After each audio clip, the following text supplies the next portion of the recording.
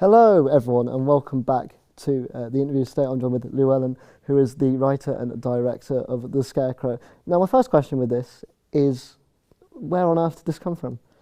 I came up with it as a joke originally because it was the character's a scarecrow and a lawyer, and the joke was that a scarecrow lawyer would say that argument is even more of a straw man than I am. And then, I don't know, there was something about that character. Yeah, really interesting, because I've seen a bit of footage from like a scene in the film.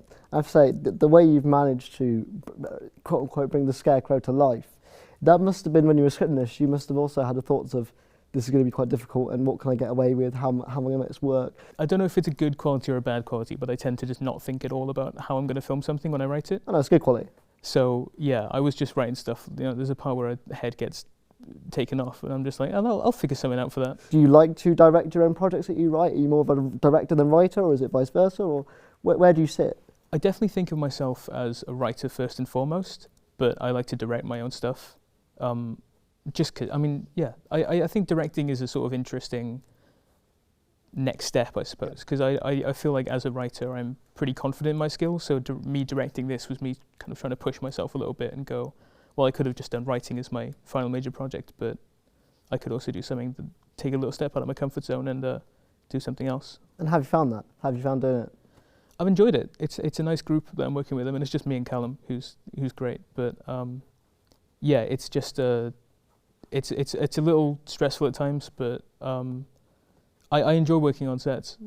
Yeah, absolutely. And you mentioned you're only working with Callum here.